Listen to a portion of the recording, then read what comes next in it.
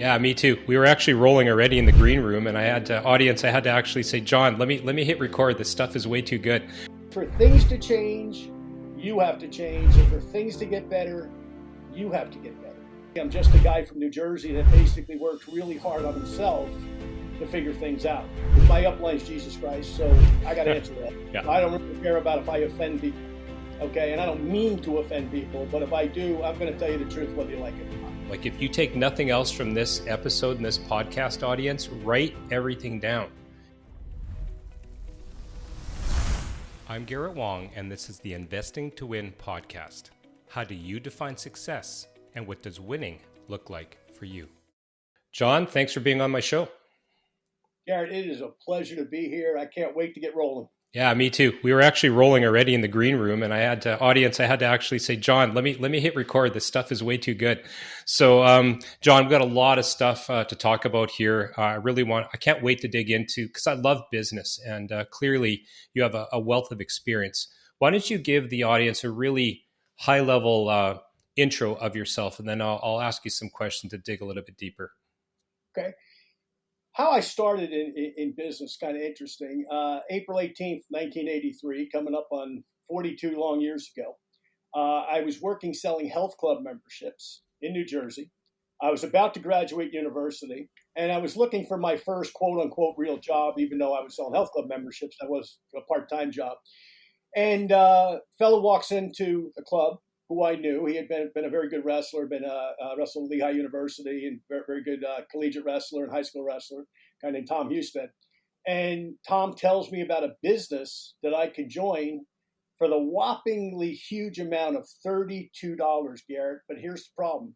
1983, $32 was a lot of money to me. So I said, Tom, I'm interested, because it was health and nutrition, what he was selling. I was a jock. I was a wrestler in judo, et cetera. I've always been a jock. So, of course, I'm interested in the products. What I didn't know was that I would get interested in the business. So I wrote him a check, and I said, if you can hold that check, Tom, for a couple of days, I can cover it. I got paid on Fridays, basically. So he was nice enough to do that. And that night I got home. And, I had my schoolwork and all that I had to finish off. And about 10 o'clock that night, I take out this book called the Career Manual. And I start to look at the compensation of how you get paid for doing this particular thing, selling these particular health products. And by about 4 o'clock that morning, on paper, I was a millionaire. And, they say every journey starts in the mind. Well, it started here. Now, I didn't know that becoming that and doing all those things I put on paper were going to be a whole lot harder than that. But I said, well, let me get started. And I did. And over those next about 4 weeks, I made about $800. Now, $800, 1983, today's dollars be about $2,500. So For a college kid, that's a lot of money. And by the way, nobody in 1983 used credit card. So if somebody bought product, they ponied up cash, and you put the cash in your pocket, right? So it was great. May 18th of 1983, I graduated college. And I went to Seton Hall University, South Orange, New Jersey. And at that time in my life, my politics were very, very, very what we consider today left wing. My dad was a union guy. My grandfather was a union organizer. Total respect. They worked hard, okay? But philosophically, they hated Ronald Reagan.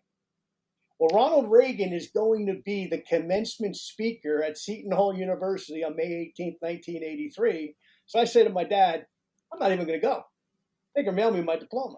My dad says, hey, even though we don't like the guy, we respect the office. And by the way, you worked hard for this. And you owe about $20,000 in school loans. So I suggest you go.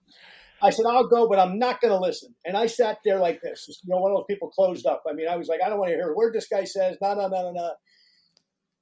And Reagan started to talk. And he had this ability, Garret, to talk just like you and I are. We're looking at each other, right? There's 4,000 people. There's Secret Service. There's media. There's parents, grandparents, and of course, students. And I felt like Ronald Reagan was talking to me, because he gave two messages that have stayed with me all of these years. Number one message, capitalism frees people. Capitalism is a great thing. Is it perfect? No. But compared to all the other isms, it works.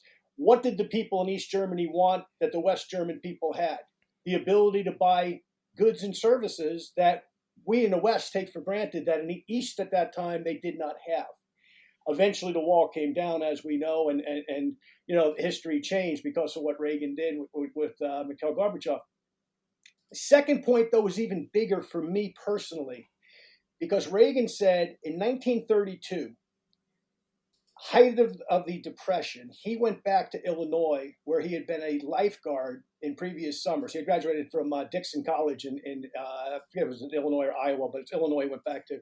And long story short, he talks to this businessman who had been very successful. And he said to the businessman, he said, how do you become successful in life? And the businessman said, well, it's real simple. One, find a business that you're passionate about, that you're interested in. And two, find a mentor who can teach you that business.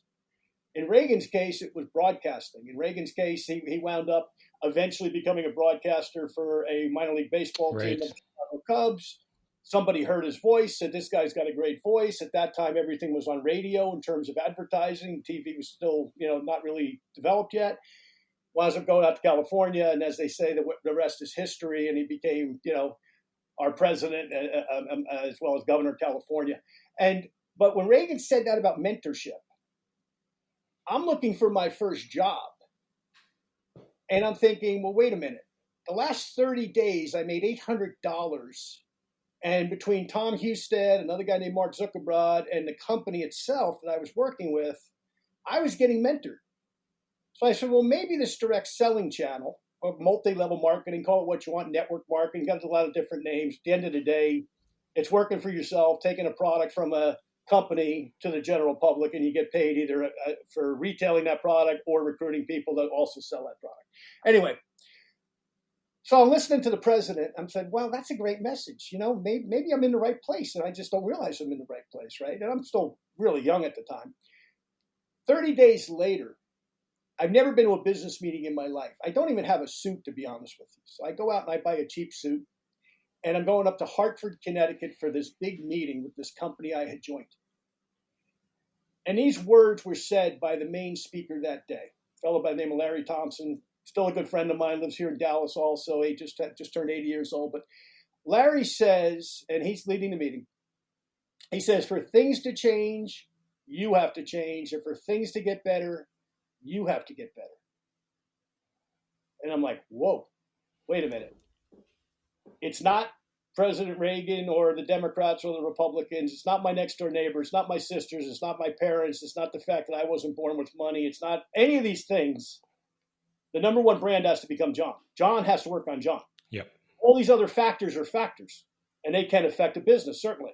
But at the end of the day, if I got me right, whatever the factors are, I can overcome a heck of a lot that's thrown my way, good or bad. Good is easy to take. The bad is where we have to constantly pivot and figure things out, especially in small business. Okay, I've had to do that for 42 years. But I started to realize I needed to work on me, my self-development. I started to read voraciously. I like to read, fortunately, I still do. But I started to read things like Think and Grow Rich, As a Man Thinketh, The Greatest Salesman by Og Mandino, et cetera, et cetera. I started to read these things that I was being told about. Okay, I found out who Jim Rohn was. I never heard of him before. I started to read Jim's work. I later became a guy that I got to know at a personal level. But all of that started to come to me, and I'm going, wow, I'm in this great space where I'm learning while I'm earning. And at that point, I decided to stay in the direct selling field. And, 42 years later, I've become an icon and all that other stuff people want to call me. But at the end of the day, I'm just a guy from New Jersey that basically works really hard on himself to figure things out. And that's, still who I am after all these years. Wow, that's quite the intro. How do I unpack that? So if you were to define what you are and who you are and what you do, what is that in like 2 sentences or less? What I help people to do is to basically see the best of themselves by working on their brand being them. And okay. I've seen people in these 42 years, Garret, I've seen people come from the worst of circumstances, come from countries perhaps where they didn't even speak English or they spoke it very limitedly. I've worked with single moms that have been in terrible relationships. And I've helped all of these people to grow, not because of me, but because I helped them to get exposed to some of the self-development things that I got exposed to early on, and make it their own. And that's transitioned a lot of people's lives in a very positive manner. Okay. So are you like a business coach or, I mean, again, I'm trying to define this maybe for the audience to maybe take the interview in a certain direction. Well, I can help anybody in network marketing. Okay. I Okay. have my own particular company. Okay. A company that I've been with for 28 years that I've been the top earner and top producer with. Okay. And a unique brand out of McGill, by the way, out of Canadian Oh, soils where our main product starts. So obviously with that business is where my focus is, but I help people in other companies as well from a coaching standpoint. I'll coach anybody that wants to be coached or wants to learn. If they want a lot of my time, obviously, we'll figure out what they pay for. But if they just want to pick my brain, I make a lot of friends that way around the world. And I believe in this particular business model of multi-level marketing as the thing for the middle class, right? I mean, the rich people have a lot of choices. The poor people, they have choices too, but they don't choose to make a lot of them in terms of moving forward. It's really that middle class, lower middle class, upper middle class person in the United States, Canada, etc., that says, hey, I want to do something. I want to set up myself, and this is another focus of mine. I teach people how to finance, okay, their separate retirement accounts, okay, because when you're self-employed, you need to have a separate retirement account for your future. Don't depend on Social Security or social insurance. right. Maybe there, may not, but it's so underfunded, who knows, right? And even if it's there, great, depending on your age, right? But at the end of the day, don't count on that as your sole source of retirement. Create your own retirement by starting a business in network marketing today that helps to fund tomorrow's needs, okay? Your retirement. What about your kids' education funds? That's another big need.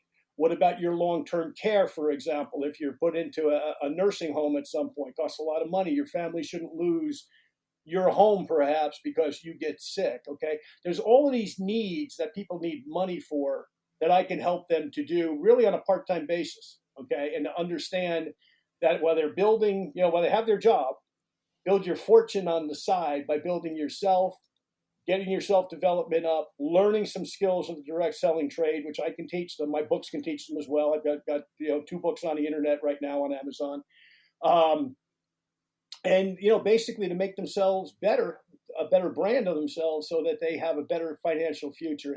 And I really encourage everybody listening to us here, take care of yourself, make yourself a priority financially. Okay, do not depend on other people. That is profound because, and I'm a person who always says that too. I mean, you got to look in the mirror sometimes and stop blaming others for your situation and just take charge, right? And you got to grind it out. And at the end of the day, the only person standing there looking in the mirror is you, right? Everybody else could have left you, but you're still with you. Let's thank you for that definition because I find the topic of direct selling, multi-level marketing. It's interesting to me. I mean, I've seen aspects of it around my whole life. I've dipped my toe into that pool. Can you? I think there's a lot of negative connotations around network marketing, and I'd like you to kind of dispel those myths. Can we just start with a basic definition of direct selling or network marketing? Sure. Let me give a caveat to that. Because of my advanced age, I'll be 64 next month. I worked with some of the creators of the industry. Okay. Who are the creators of this industry? Well, debatable, but the real creators for the most part, okay, were the people who started Amway. Okay. Rich DeVos and Jay Van Andel. Mary Kay here in Dallas. Okay.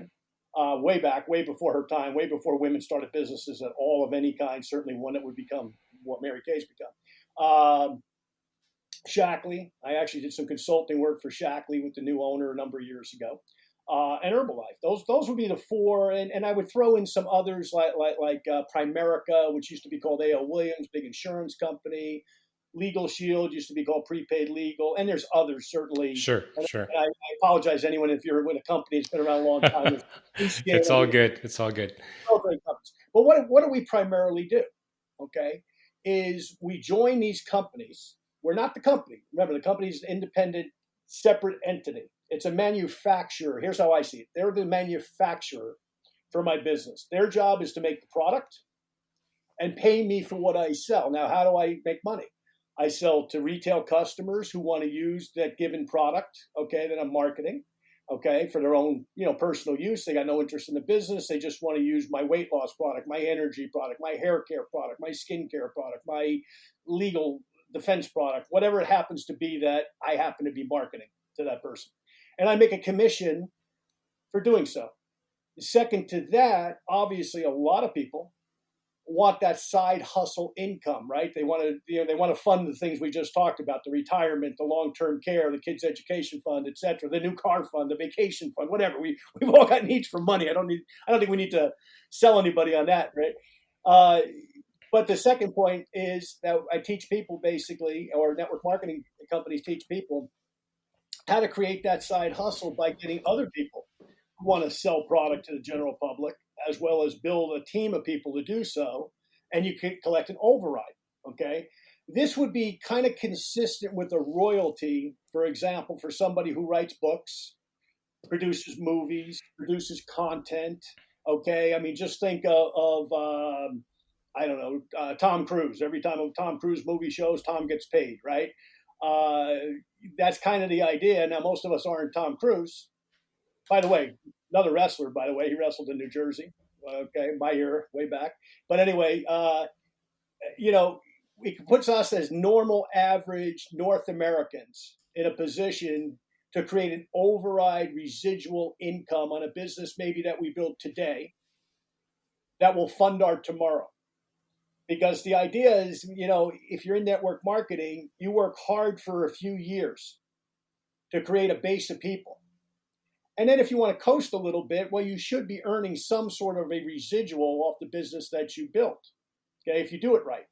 Like I've been with my own company 28 years, for example. Okay, I've got a very big residual. If I never work another day, I get a nice paycheck, okay? Now, I choose to because I like my business. But at the end of the day, I got friends in other companies that are basically retired and they're still earning income on a business that they built. No different than if you built a Subway franchise or a Tim Hortons franchise in Canada, okay, et cetera, et cetera. Once it's built, there's a residual componentry that's going to come to your house every single month for the business that you built. In the beginning of network marketing in any organization, you're way underpaid.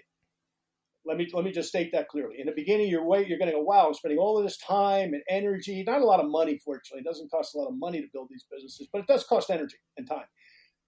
The idea is that you want to build that back end, okay? But while you're building that back end, the retail of your product, always be in a company that has a strong retail, that the general public will buy your product if that person has no interest in whatsoever in ever becoming a distributor. That's always been my rule. If everybody's going to be a distributor, it's a pyramid scheme. It's not going to last. Right. But if you've got legitimate customers, okay, at a ratio of about minimum 4-to-1, 5-to-1 of customers to distributor ratio, then you have a legitimate direct selling business. And like the companies I mentioned and a lot of others, you'll be around for a long time. So I'm going to interrupt you there for a little bit because you're dispelling some myths already in my mind. So I'm just going to go out and say it. I mean, MLM, multi-level marketing, it's had a bad rap. Now, no different than used car salesman, you got your door-to-door. But your analogy to royalties and commissions, I really, really like that. Because, I mean, is it so wrong that an artist spends 5, 10, 15 years of just slogging it out and meeting people, building their network to finally make one big song on Spotify, and now they're writing their residuals, right? Mm-hmm. Why is that's not a dirty word? So why is MLM a dirty word? Like where, maybe speak to the audience and myself about where the negative connotations started coming out. Well, unfortunately, it's something that I try as recently as this morning to educate some of the executives in our industry about, because here's what's happened. Here's the negatives, okay? Let's just be honest about them, because anybody who knows me knows you're going to get the truth from me whether you like it or not, okay? Because my upline is Jesus Christ, so I got to answer that. Yeah. I don't really care about if I offend people, okay? And I don't mean to offend people, but if I do, I'm going to tell you the truth whether you like it or not. And here's the truth. The investment bankers that have bought these companies don't understand the business that they bought. Here's what happened. So let's back up a minute. Mary Kay started Mary Kay. Dr. Shackley started Shackley. Mark Hughes started Herbalife. Rich DeVos and Jay Van Andel started Amway. Art Williams started A.L. Williams, which eventually became Primerica. Right. Others, other people started companies that are still around, today. They started them, but they started them, Garrett, by putting the product in the trunk of their car and going and selling it the same way a distributor in their company does today, even though most of those people are deceased, okay? But what happened over time with those companies is that the investment banking community, Wall Street, if you will, looked at our industry and started to say, a business where I can have 200,000, 300,000, 400,000 sales reps, and I don't have to pay Social Security. I don't have to withhold taxes. They're independent contractors, which means what they kill, they eat, because I'm going to send them a 1099 or a T4 in Canada, for example, whatever they sell, commissionable dollars, they're responsible, the IRS or Rev Canada. Okay. What a great business model. And they're absolutely 1,000% right. Well, where the rubber's not meeting the road right now is that these investment bankers have no clue what guys like me have done to build these companies, because they've never worn the shoes. They've never sat across, they never came to your living room and said, hey, Garrett, I want you to join my business. I need your credit card. Oh, and I also need your time. And I need your trust that I know what I'm doing. They never did that. So most of those guys, not all of them, most of them take for granted what distributors do. So what they've done is they've come with a Wall Street ivory tower mentality when they buy these companies. They say, well, we're going to change everything that those companies did previously. And all of a sudden, the distributors like me go, what are you guys thinking? Okay, this is not consistent. Like just about every good company has some sort of a vacation program, an incentive trip. First thing that they do, they go, well, why are we giving 1,000 people a trip to Cancun? That's a lot of money. Let's cut that out. Well, wait a minute. A lot of these distributors are part-time. And because they're part-time, that's their vacation. So they figure, hey, if I can qualify for the trip, I'll do the sales, whatever the sales I need to do that. I want to go on that trip. That becomes their family's annual vacation that's paid for by the respective company. All of a sudden, the investment bankers, they don't understand that that's a driver to get people to do more than they would have done otherwise.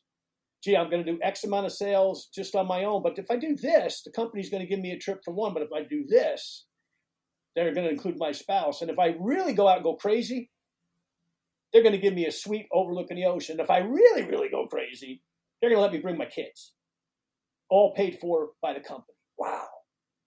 Well, the first thing those guys do is they sit in the ivory tower and they go, well, why are we spending $1 million to send these people on vacation? That's crazy. Save that money. And then they try to find a way either to keep the trip, but to pay for it a different way, to change all the incentives. Now, that's not all the companies, by the way. The smart ones recognize that, hey, if it's not broken, don't fix it. If that was working when the prior ownership owned the company, leave it in place. But a lot of them, first thing they do is they and I'm just using the trip as an example, they look for ways to claw back money. So what happens to long-term distributors in some cases is they get very, very frustrated, and then they make bad business decisions. They leave company A and they go, well, down the road, company B sounds better. Maybe I'll bring my downline, and they leave, but their downline stays intact, and all of a sudden you got this constant turnover of people. It's a problem. Second problem, in my opinion, is I've got a 21-year-old son, and he's a full stack coder. He's studying to be an electrical engineer. Okay, smart kid, played hockey in Canada, and good athlete, good, kind of kid you want, goes to the gym every day, clean living, et cetera, et cetera. And my son is engaged in the industry now. But he says to me all the time, he says, the biggest problem I see, Dad, is that most of these companies that I look at, and he does work for a few different companies in the industry, but most of them don't understand the internet. They play lip service to the internet. They don't understand it because it's a bunch of guys your age, Dad, sitting around figuring out what to do instead of them talking to guys like me that are in this space, in this age, grew up with a cell phone in my hand. They're not talking to me. Now, there's a handful of companies that are respecting that and recognizing that and doing so. And they're guys my age that maybe own the company or run it, and they're saying, hey, I don't understand it, because you see it with a different set of eyes when you're 21 versus, 50, right? Those are the companies that are going to explode and are exploding. They're adopting things like ambassador programs, for example, where they're going, hey, you don't want to be a distributor, Garrett. You don't want to spend your money, but you got 5, 10, 15,000 people on your Instagram account. Come join my company, sell my product at retail. Don't worry about building the downline. You just sell the product. And there's some of these young folks that have joined different companies in our industry, and they're killing it. They're making incredible incomes, including my son, for where they are in life. Okay, I mean, some of them are still college students. Those are the smart ones. The companies that think that they're going to figure it out and they're going to ram it down the throat of 20, 25-year-olds. Or the other thing that happens is they say, well, your dad built this business by going and staying in Holiday Inns Tuesday nights, Thursday nights, and Saturday nights, or Saturday mornings doing meetings. You need to do that. And they go, where's a Holiday Inn? Why would I go to one? Why would I go at night? Why can't I just use my phone, right? So it's language that needs to be taught to the younger folks, not by people my age, but by their peer group, if you will, that has success, that says, hey, Garrett, there's a seat at the table for you here. We want you at this table at XYZ Network Marketing Company. Right now, the industry is in decline. Okay, they just published all the numbers for the major companies, and there is a decline, to be very honest about it. And I think that decline is because the companies are not they're not having honest conversations like you and I are right now. They're still fooling themselves that they're going to take a round peg and put it in a square hole. That just doesn't work. Got to put a square peg in a square hole.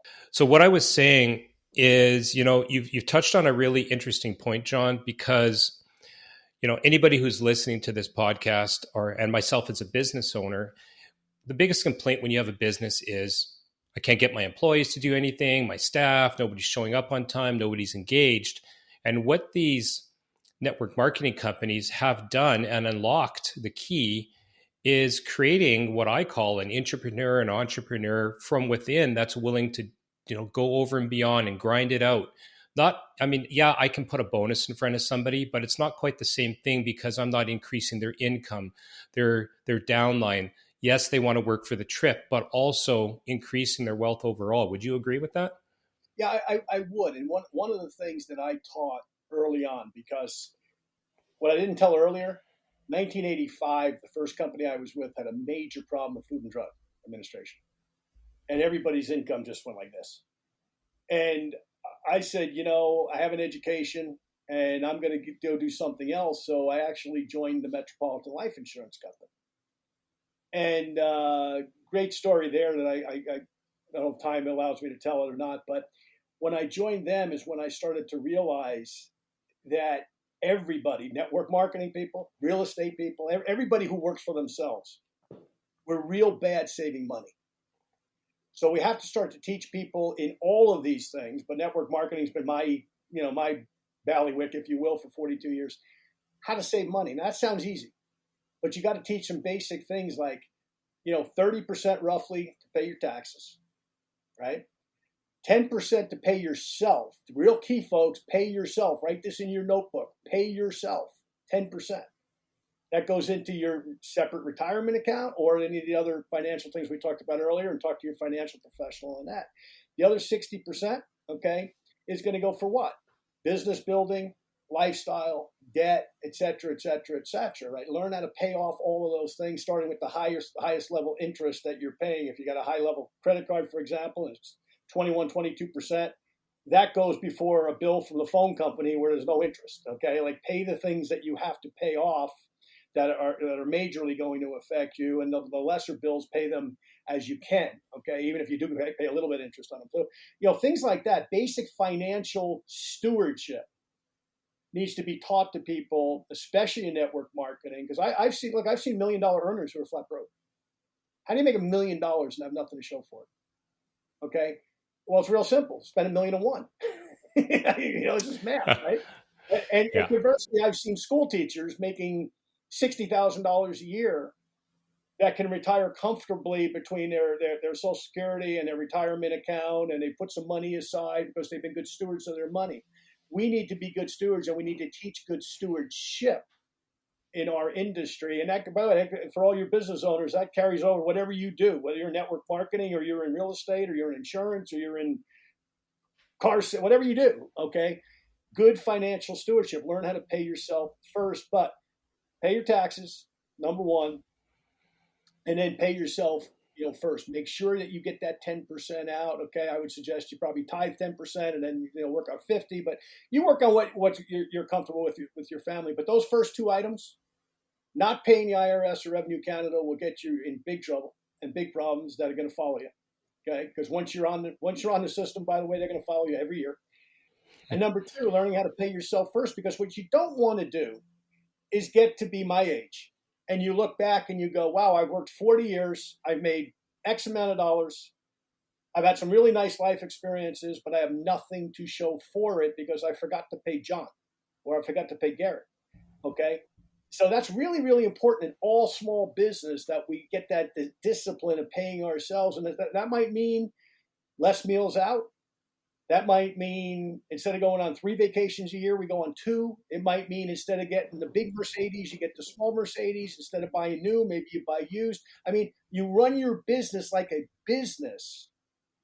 Okay. And that's what I've always done. And I've always taught in network marketing, that a lot of people, they want to talk about huge houses and razzmatazz. It's like, no, this is still a business. It just happens to be with a network marketing pay system, as opposed to other businesses that are not on a network marketing pay system, although just about everything these days are. Real estate is, insurance is. I mean, just about everything's adopted some of the principles, but the point's the same. Learn how to pay yourself first and get the discipline to do that. And that means you have to make some sacrifices, maybe of lifestyle, to make sure that when you get to the end of the road, you've got that money saved so that you can continue to live in the house that you lived in, continue to live in the neighborhood that you've lived in, continue to have the lifestyle to some degree that you had maybe during your working years. And that's just common sense. But man, a lot of people don't do it. You mentioned realtors. I used to be a realtor. Real estate obviously is my main space. And I find it extremely interesting that, realtors, they sell, they get a commission, they pay a little bit back to their brokerage. The brokerage makes a little bit of money, not a lot. What I'm found really interesting is, as a realtor, when you stop working, the money stops coming in, right? I'm a property management company. When I stop working or I go and travel to one of my conferences, obviously there's a really good residual fee coming in every month, because we're getting a fee for service, unlike a realtor who you kind of have, it's very transactional. But now with a couple of prominent real estate companies now with a network marketing model, and I'll name them, like Real and EXP, I find it just interesting that real estate is now starting to morph into that, because you could be a realtor for 40 years and you have nothing to show for it, unless maybe you happen to be investing in rental property or something like that. But for your career, when you stop, the money stops, the tap shuts off. What are your thoughts on the fact that a prominent industry like, real estate is starting to adopt MLM principles? Well, it's funny because I actually interviewed, and he interviewed me. I interviewed him, a young guy down in Houston who's with that company, and I know a few other people that are, and they've had that particular one's had some really nice growth. They were down a little bit last year, I think, because of the interest rates in the U.S., but they've had some tremendous growth for a young company. It just makes sense. It's just because now all of a sudden, and we're seeing this not just in real estate, but in so many businesses, where the guy I used to compete against, right? I was over here, you're over here selling real estate or something. Now they're able to collaborate. Now it's like, wait a minute. If Garrett's on that side of Winnipeg and I'm on this side of Winnipeg, and I tell Garret about my business, I get a little bit of his business, not from his pocket, but from the company's, for me telling my buddy Garret that maybe I sit at the real estate, whatever it's called, like the $1 Million Round Table in real estate. I forget what it's called. But, we sit there, and I told Garret about this, and he's overdoing his thing, and he's making plenty of money, and he's got a friend in Toronto or Chicago that, is in the real estate game. Yeah, it just makes total sense. And I've seen it in the insurance business too. I'm still an insurance broker. I've seen it in the insurance business. They even refer to your manager as your upline. It's kind of funny. It's like, whoa, that's and I'm not talking Primerica. I'm talking traditional big insurance companies. Sure, yeah. Using it. And it just makes sense because, look, I want somebody to have financial interest in my success. That's the magic in multi-level. Yes, I've helped a lot of people make money, but guess what? So have I made a lot of money because they've made a lot of money, right? Or they've made some money, right?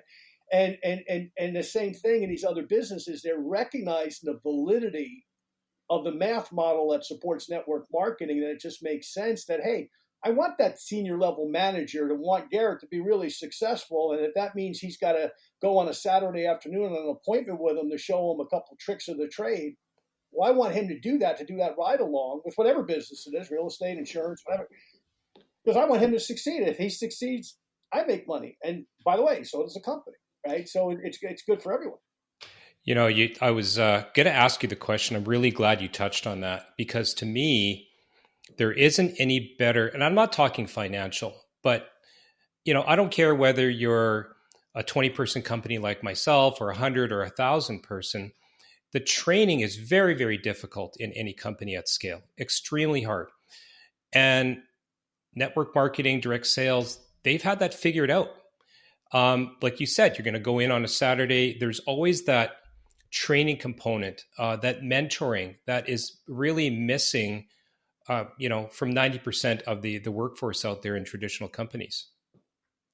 It definitely is. And, there's a rhyme and reason for everything. I mean, if you take any sales organization, multi-level or otherwise, you've always got that upper echelon that's achieving. And what I learned years and years ago from my mentor was the phrase, if one can do it, all can do it. And what does that mean? It means if one person can succeed, all people can succeed. But find out what that one person is doing. Kind of like that guy at the swimming hole told Ronald Reagan. Find somebody to mentor you. I mean, if there's people achieving in every insurance company, in every real estate organization, every network marketing company, there's people achieving. Find out what they do. And what you'll find is they're not going to do it for you. That's not practical.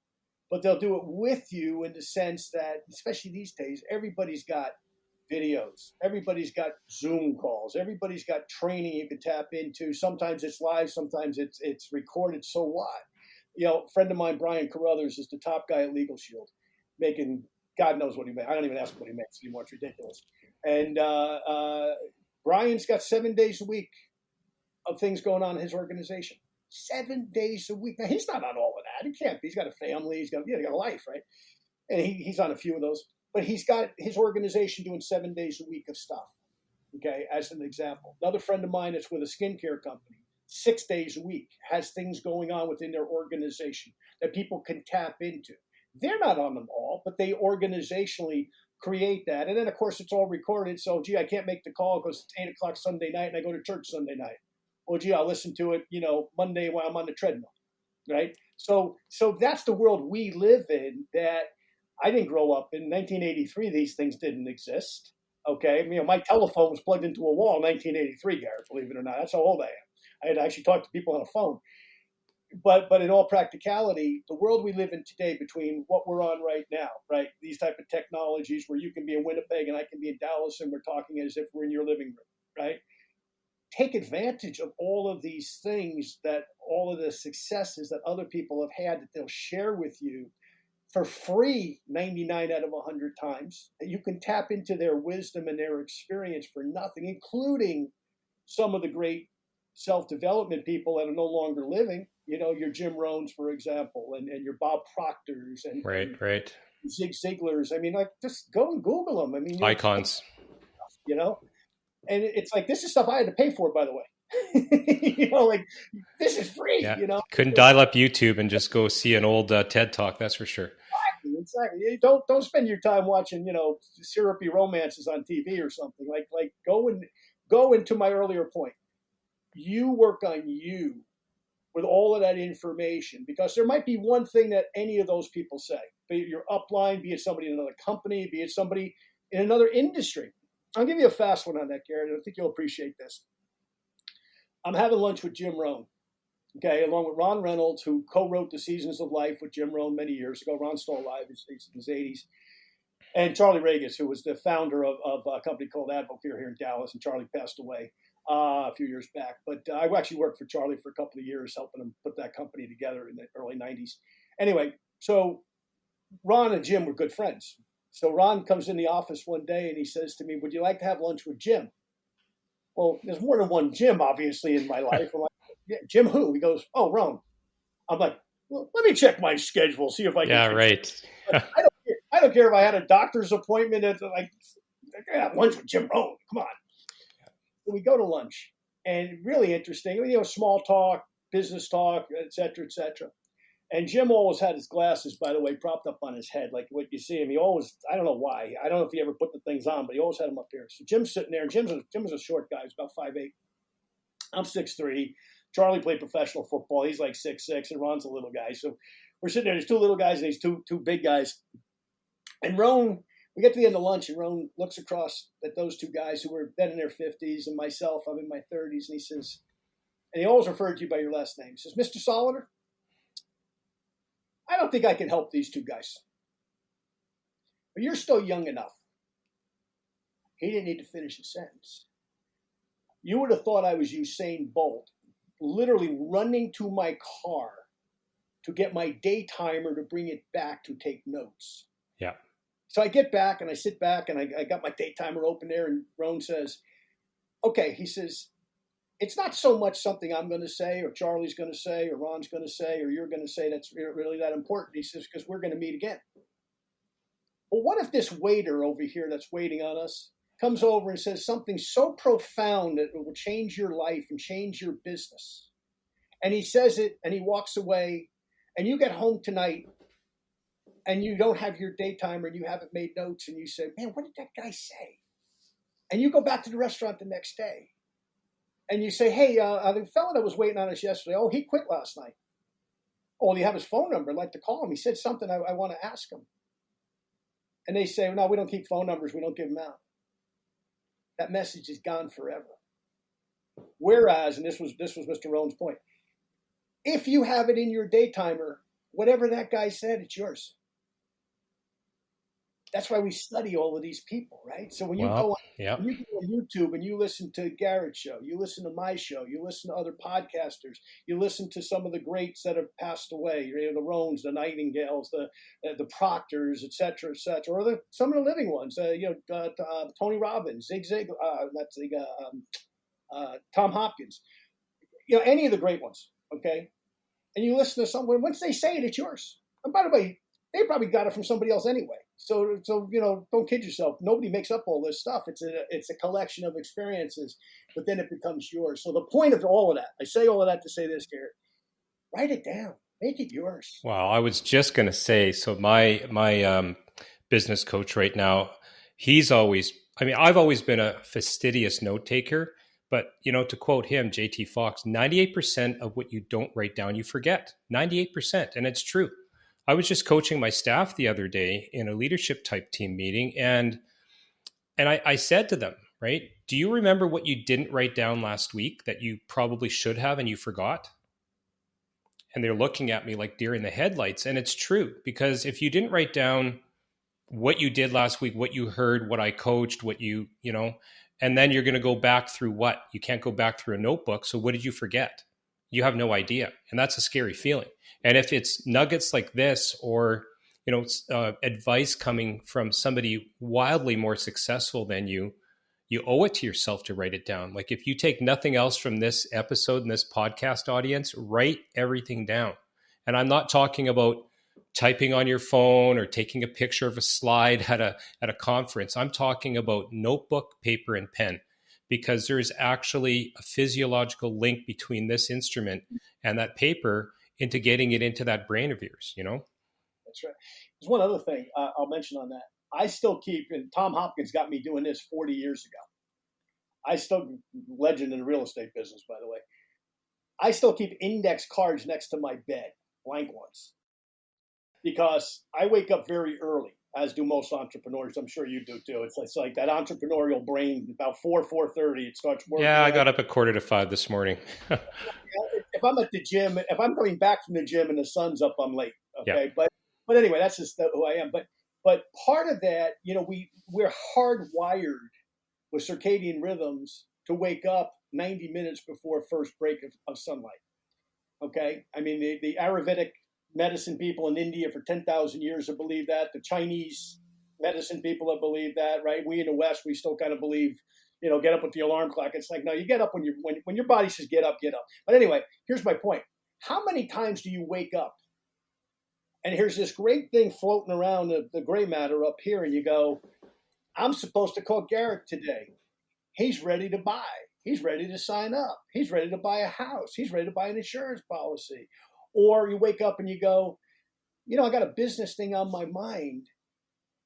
And all of a sudden, I'll write it down later. And you go back to sleep maybe. And you wake up 2 hours later and you go, what was that?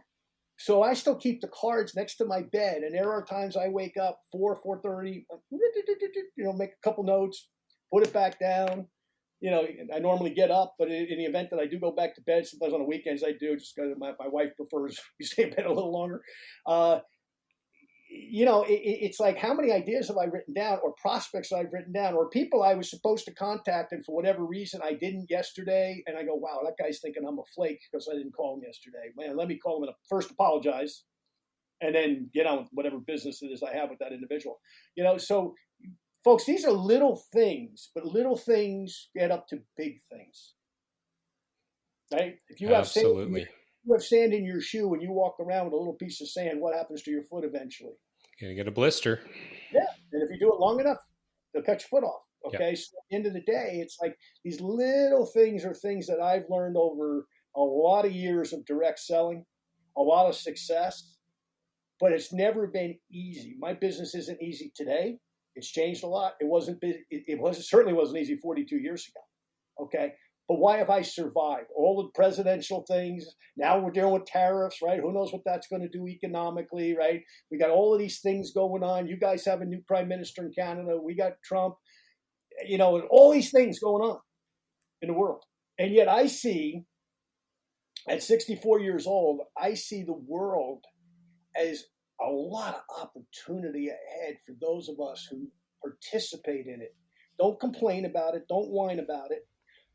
Work on you and on your business and focus on what's there with all of these amazing technological tools that exist today that you can use. And what's to come in the future, who knows? I mean, there'll probably be a point where, your watch can make a phone call for you. Who knows? I mean, I don't know what they're going to come up with, right? All these brilliant engineers that we have in the world today, thank God, that make all these great products for us that we get to use in direct selling.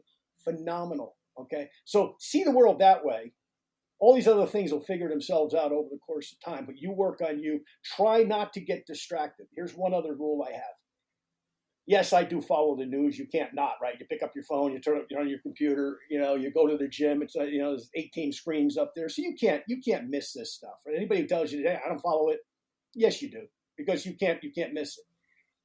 But don't get yourself worked up about it. I look at friends of mine, okay, that they're on Facebook and they hate this person or they love this person, they love this politics, they hate that.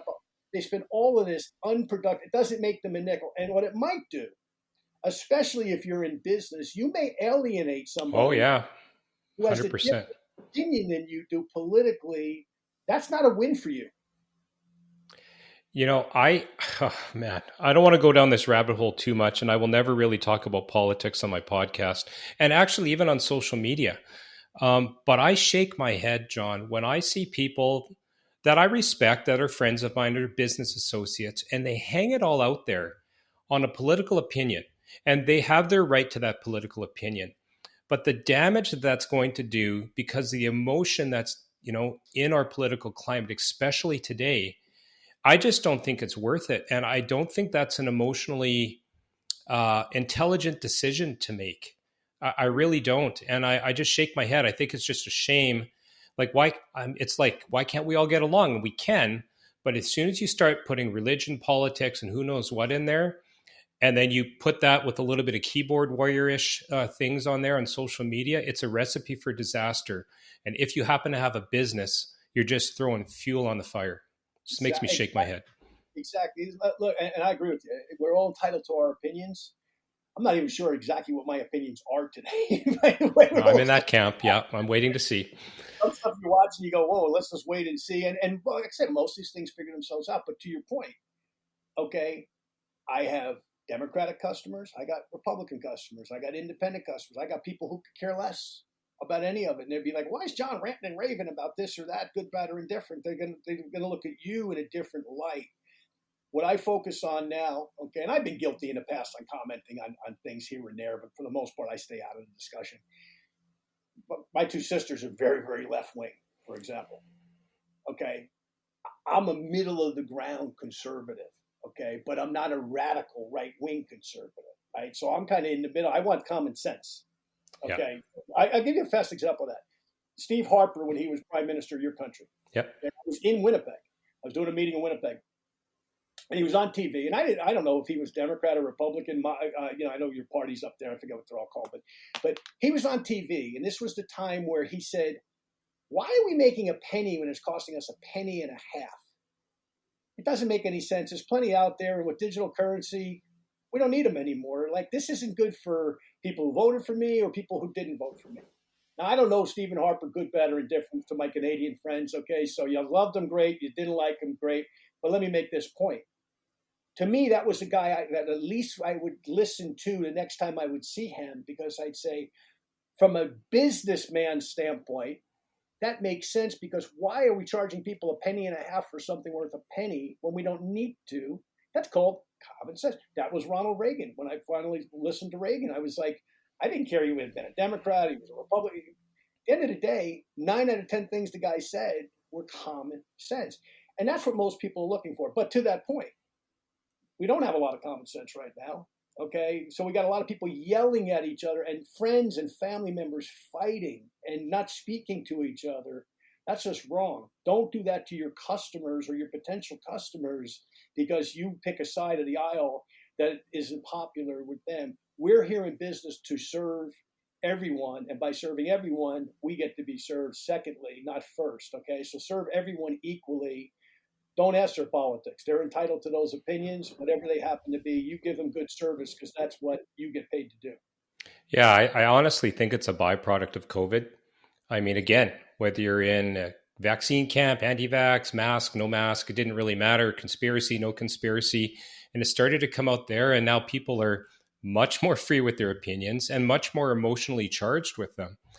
I wanted to transition a little bit before we wrap up here, because coaching. I mean, you talk about way back in 1983.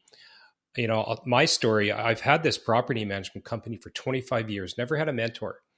And the property management company, you know, everybody's like, oh, you're so successful, as most people think entrepreneurs are. And they don't see, you know, me crawling under a desk every night, sucking my thumb, trying to figure out when I'm going to make payroll. I mean, that's the entrepreneur's dream, everybody. Right.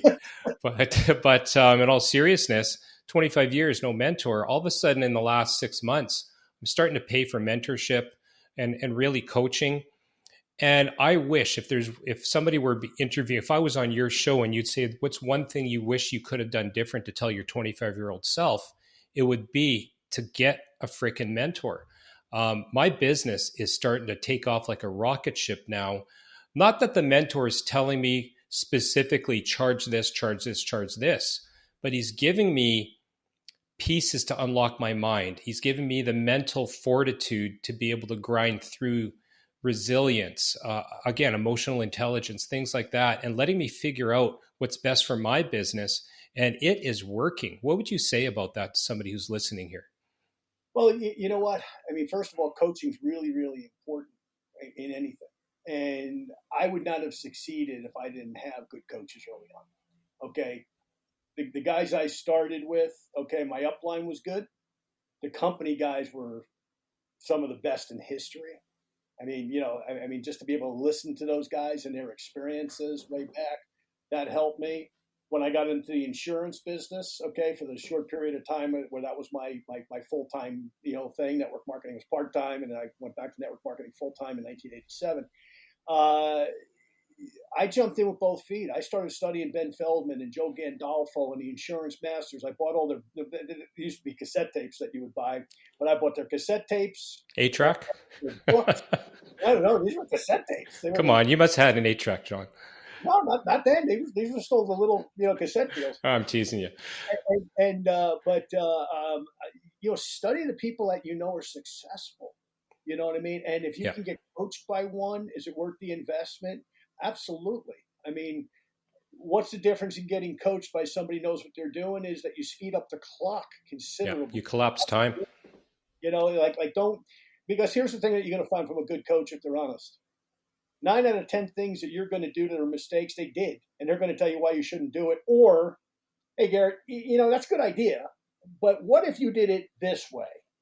What if you put the sign facing this street, and this street instead of just in front of the house, for example? Okay.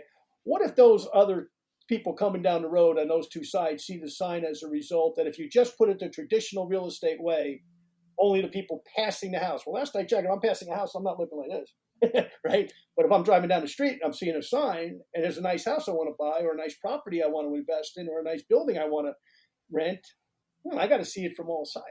I'm just throwing that out there as an example, but sometimes a coach sees that. The other thing about a coach is, and when I was living in Cornwall, Ontario, there was a really nice gym there that my friend Tom became a friend, and my friend Tom still owns.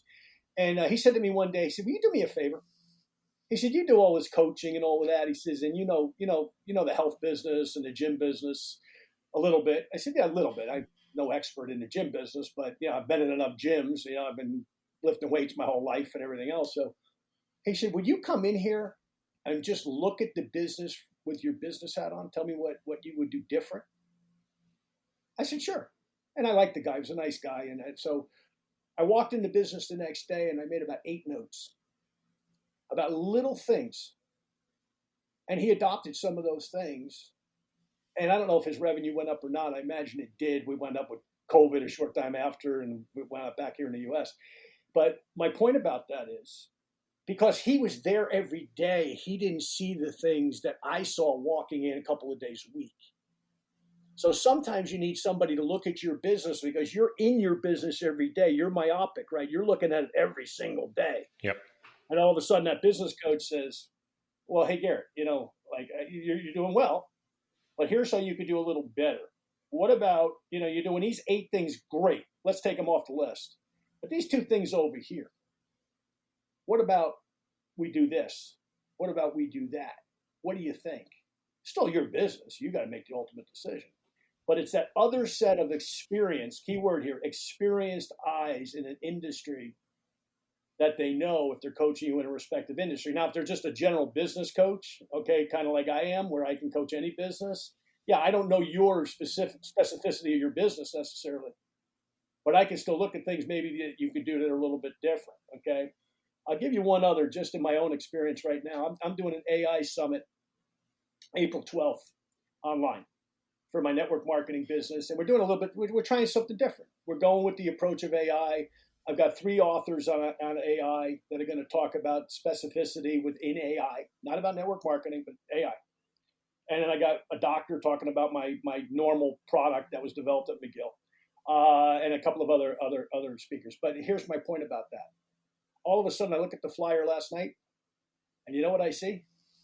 7 guys that look like you and I. You know what I don't see? A woman. Now, if my wife gets that flyer or my daughter gets that flyer or a woman in my downline gets that flyer, she'd go, "This is a nice thing with the all boys club. Where's the women, John?" Yeah. But today we need to make an adjustment, okay, because women are 75% of network marketing, by the way. So, 75% of my audience. This is after 42 years. Just now, with the experience of that I have, I look at it and I go, we need to get and I got plenty of capable women. We just, for whatever reason, we were putting together the list and the authors are all guys. And it's kind of like, okay, before we know it, it's the all boys club, right? So you need to be, I'm not talking DEI, ridiculous inclusive. I'm talking though, hey, male and female inclusivity is really important in business because 9 out of 10 times the woman's the one making the buying decision in anything. Okay, so, once again, you kick your own butt a little bit sometimes on these things too, where you go, better, man. Get this fixed. So we will be fixing that today, by the way. Yeah, no, having the right message to the right people it's critical in any business. And I wanted to go back slightly to a point you made probably around the middle of the podcast about, you said, the statistics are that MLM is down. And I want to hear your opinion on it because I believe it's down because the younger people and these crazy things that we have here, right, are causing us to try to, there's nothing wrong with Zoom, but nothing beats in person. And I don't care what you say. I have tons of remote employees and I love them all. We get together on Zoom every day for 15 minutes, but nothing beats in person. and nothing, is better than sharing a meal with somebody, right? What are your thoughts? Do you think that's contributing to this? And what I'm really wanting to frame this, if I could, to be really specific, is the value of a relationship. And if you can't create a relationship between yourself and the person you're mentoring, and you can't teach them to create a relationship with whoever they're mentoring, and maybe they just think that they can put a PDF FAQ out to their downline, and that's good enough. Is that contributing to the downturn that you're seeing? Yeah, I think there's a great point, by the way. Yes, network marketing has traditionally been an eyeball to eyeball, belly to belly business. You go to somebody's house, you sit across, hey, let's go in the kitchen, right? So Yeah. I can show you this, show you that, blah, blah, Sure. blah. Yeah. You know what I mean? And it's comfortable, have a glass of water, have a cup of coffee, whatever. That's definitely being lost. But the other part of that, too, is that the gig economy is taking people. Okay. Yeah. A young person knows they can do Uber, they can do Uber Eats, they can do all of these other things. And for that matter, they can get their own products from contract manufacturers and sell their own stuff. So why should I sell your product? I'll sell John's whey protein. Well, affiliate marketing, right? I mean, that's a big buzzword now, although I don't know that's necessarily successful or creating all these mega millionaires, but it's out there. I think I agree with that. I think there's two factors. I think one is the impersonal thing, okay? Because young people, I mean, you look at them at dinner, right? You go to a nice restaurant and you look at a beautiful family. Mom and dad are there. They're gonna be getting the credit card out for really nice meal.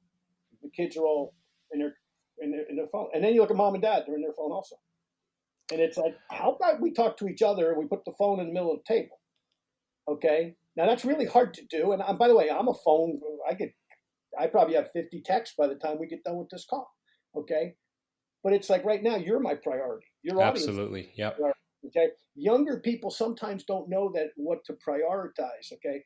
But the other thing is that second option. And what we need to do in network marketing, in my humble opinion, as one guy that's got a big voice, but not everybody agrees with me, is we've got to get to that same level where we say we're living in the Amazon age. We're living in the AI age. We're living in an age of things that these people have grown up with that we have to capitalize on where they are. We have to meet them where they are as opposed to trying to influence them to come to do things the way that we've traditionally done them. And what I'm seeing is that 21 to 40-year-old group of people are not getting engaged in network marketing the way they were when I was that age, where this was such a great option. And they should, because here's the other thing. The residual income, the fact that the companies make the products, pay the checks, have the back office systems, and have all that expense, and all you are is you're the end fulfillment of bringing the product to market.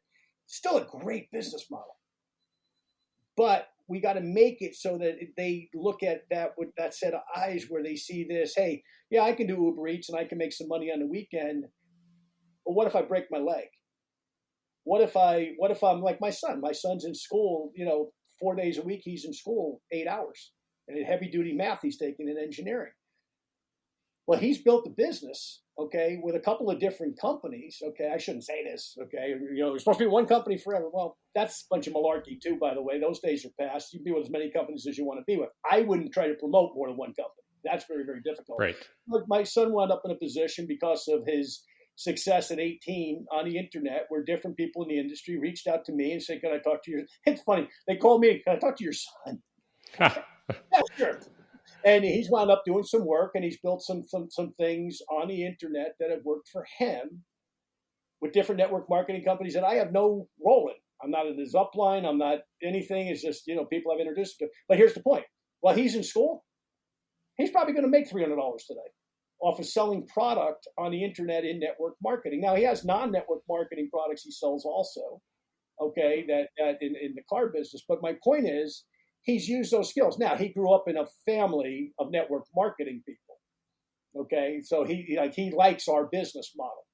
But he doesn't agree with what he sees most of these companies doing where they're trying to tell him, you got to do all this, Fred. You got to come to conventions. You got to come to meetings. He's going, why? My business is this thing in my hand, Dad. That's all I need. I don't need to go and do all of that stuff. Now, I think socially it'd be good for him to do it, but he doesn't see it that way. What am I going to do? Make him? or say, hey, let's meet him where he is. He's successful. The companies he's with, he's making them money. He's making his uplines money. He's making himself money. Great. Let's meet people where they are instead of trying to tell them what we want them to be. Let them be, who they are. And if they adopt some of what we do, because some of what we do still makes sense, terrific. And if he doesn't, well, that's his choice. And not just him, but I've got a number of young people in Monterrey, Mexico, for example, that I'm coaching. Okay, 18 to 25. Same thing. They see the world so different than you and I do, Garrett. Okay, because they grew up at a different time, right? They grew up with technology in their hand. They went to school with a cell phone, right? If we went to school with a cell phone, the teacher would have taken the cell phone and called your parents. Instead, this is allowable. So anyway, meet people where they are, okay? And I think our industry can grow. It's going to take more than that, but we got to have a seat at the table for these people, not because of their youth, but because of the way that they see the world. And there's a very practical part of this. I'm 64. I'm not going to live forever. That's just the way life works, okay? If there's going to be a succession plan generationally, I won't name companies, but I've done consulting work for companies that have no succession plan, and their distributors are older, and their kids and grandkids have zero interest in the business. So they'll collect a check in theory, but they're not going to contribute to any growth of that organization. Right. Okay. So it's kind of like if you inherited the local Tim Hortons and you never put any paint on the walls and you never cleaned the toilets, eventually your customers are going to go, they're going to go somewhere else, right? Yep. So a network marketing business is no different. It needs to have some maintenance and, a fresh coat of paint. So if your kid or grandkid eventually inherits your business, as my 3 kids will, they need to have a comprehension of it, a respect for it, and an understanding of it. Okay. And they need to also be tied in a little bit with the people who own it and run it. Okay. Who in my case are 25 years younger than me. Okay. So, my son knows them. They're on his cell phone and everything else. The other people he's working with, same thing. But you need that succession plan because, organizations age out and you need that replacement to come along. And right now that's not happening in network marketing the way that it needs to. Yeah. Well, there's an in and out, right? Attrition, those types of things. But to your point, any business, growth is necessary, right? It's not just nice, it's necessary. And you don't grow for the sake of growing. If you don't bring more excitement, innovation, you're just going to get left behind. And network marketing is no different. Exactly. And the other thing is this, network marketing is still, in my opinion, for the middle class, American, Canadian, Brit, English-speaking person, and that goes to other cultures as well. But let's just talk about people that speak English, for example. You better do something. You better do something because I look at it this way. We all generally, in the United States and Canada anyway, have Social Security or social insurance. So that's one retirement benefit. Let's just say that's this many people. Then you say, as a second funding source, that they have a separate retirement account or something that they've contributed to, right? Different countries call it different things. But now that universe got smaller of that second group that has that source of retirement. Maybe you taught school, maybe you drove a truck, et cetera, et cetera. Then you get to that third category. Okay, people like yourself that are real estate investors. Okay, you got real estate holdings, right? I've got some of that. I've got, a couple other things in my portfolio. So you get that third set, but that set's much smaller. Okay, so then you go, well, the average person has to take that third set and participate in it.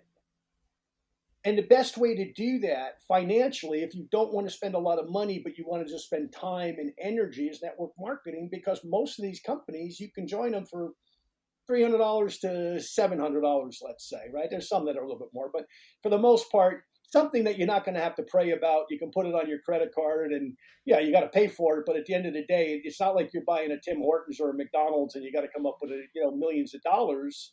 Okay, of investor capital, banking capital, et cetera, right? So it's still, to me, the best source of creating that extra income, be it for retirement, education, whatever it happens to be, or like I say, hey, maybe the kids are gone and all that stuff's well funded, but you want to take that, that cruise around the world with your spouse before you're too old, and it's going to cost you 50 grand and you're going to be gone for a year. Whatever it happens to be, that's your thing. But we've all got that thing, okay? But we need to pay for that thing, and we don't want to pay for that thing out of hard assets. We don't want to sell a building to pay for that. You know what I mean? We want that building to sit there and be providing income on a monthly basis for renters, okay, as opposed to selling the building so I can take that cruise, right? Well, you have a network marketing business, and even if it's a couple $1,000s a month, it's like, hey, that network marketing business in essence will pay for that cruise, as an example. And I come up with a million examples, but you get the point. Yeah, I've come up with, as you can see, I've been taking tons of notes here. My takeaways from this conversation, I like lists. Like, even if I have a top 5 for somebody who wants to be successful, and I want to see, you can tell me as your student right now whether I've been paying attention. I would say the top 5 ways to become successful in network marketing, direct sales, whatever you want to call it, is number 1, find a mentor. Number 2, make sure you're focused on your relationships and value those relationships. Number 3, recognize that you're not going to be making a lot of money at the beginning, that you have to be in this for the long game. Number 4, treat it like a business, because I think a lot of people, they have this side hustle mentality and they don't treat it like a business, because this is something that's going to keep going on and on. And to my 5th point, always be current and innovate. Have I missed anything? Boy, no, and no, you hit it all on the head, and that innovation's really, really important. If you told me, Garret, a year ago, if we had this conversation about AI, Yeah, I know. I don't want to even talk about it. I don't understand that. But you know what I realized? Because everybody else was talking about it, that I needed to at least have a healthy comprehension of A, how to use it, and B, what its capability is, which is beyond me. It's Star Trek stuff, what it can do. And it's become such an aid in my business, not just with my podcasts, but with everything else that I'm doing in business, right? I mean, all the stuff that it's doing for me. But if you told me a year ago, but here's the thing, and now I'm going to talk, I know we talked about the younger people, but now I'm going to talk to all you other old fogies like me, okay? You got to be open to new stuff, okay? 1930 something, there was a approach to the federal government, the U.S., to close the patent office. And they said, well, everything's been, TV's been invented, airplanes been invented. Well, what else is there going to be? Oh, I don't know. Cell phones, computers, a million other things, right? And then, of course, they didn't close the patent office. But here's my point.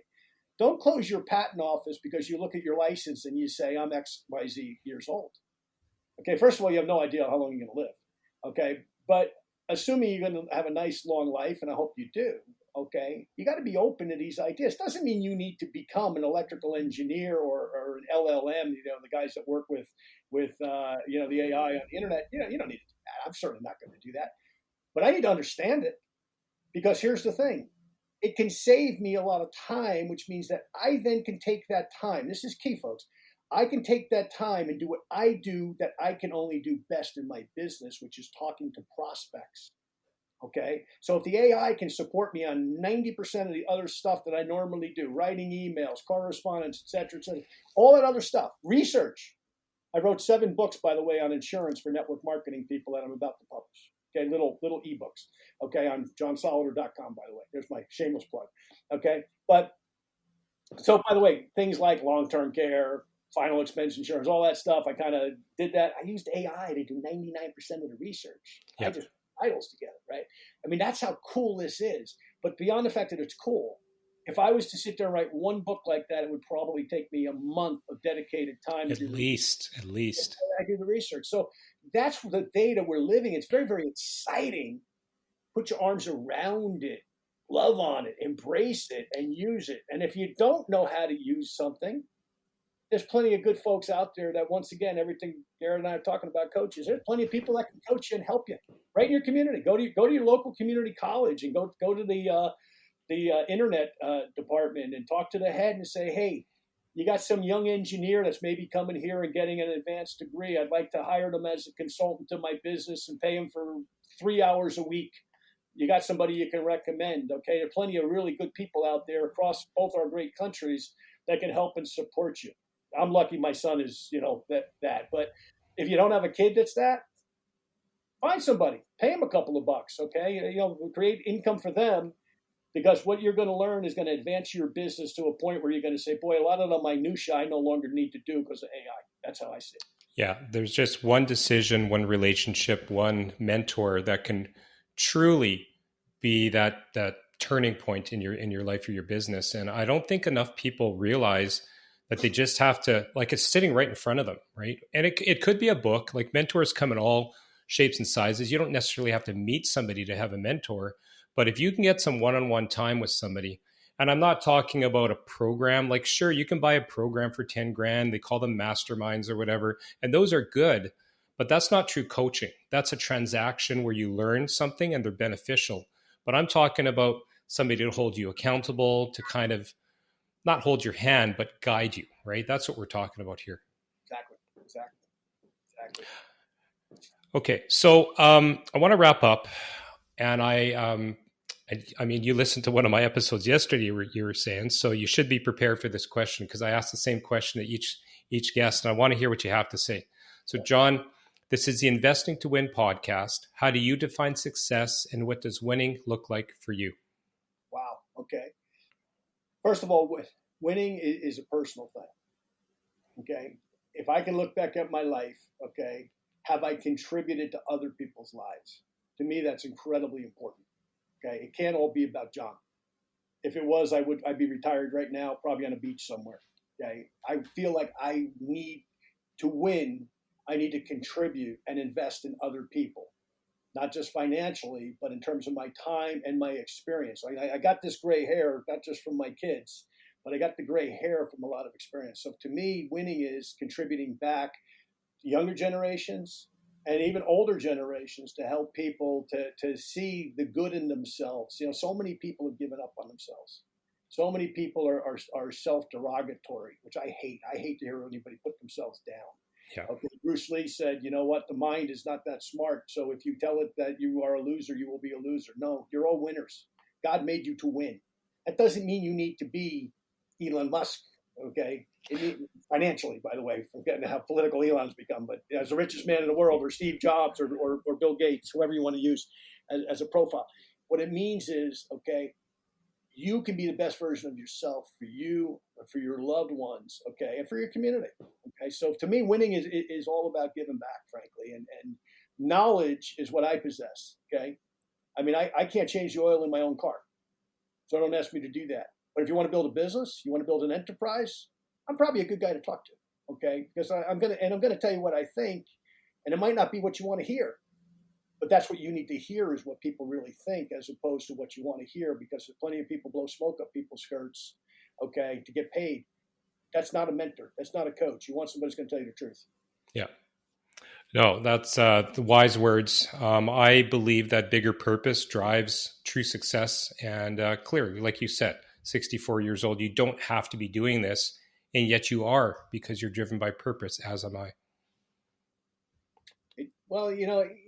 People are the greatest thing in the world. I mean, there's nothing, and I'm sure it's happened to you, Garrett, where you've mentored somebody and maybe you forget that you mentored them.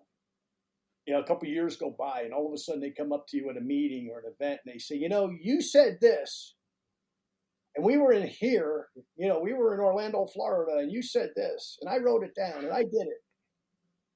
And I just sent my kid to Harvard or McGill, because I was able to make that extra money to send them there, and I wouldn't have been able to do that if you didn't say this or that. You go, I don't even know who you are, but I had an influence on you. And you know what? That, to me, all the money in the world is not worth that kind of experience, that you help to bless another person in their life or in their career. And their career is their life. I mean, let's face it, if you're financially successful, you can do a lot of things for people that you can't if you're not successful. So, to me, that's just priceless.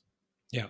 All right. Well, that's a great period and stop sentence there. Thanks so much for coming on to the podcast. Enjoyed it thoroughly. Like I said in the green room, I don't get a lot of chances to speak about just pure entrepreneurship and business. And it was really great to talk about, MLM and dispelling some of those myths. So thanks for coming on the podcast and having our audience here. So, John, thanks again for coming on the podcast. I'm going to get your information after. I'm going to put it into the show notes so people can get in touch with you. And anybody, John's been in this for over 40 years. Reach out to him, wealth of knowledge, and use him as a mentor if he's available. Thanks for coming on the podcast, John. Well, Garret, thank you so much, and love your show, and continue what you're doing. All right. Thank you. Take care.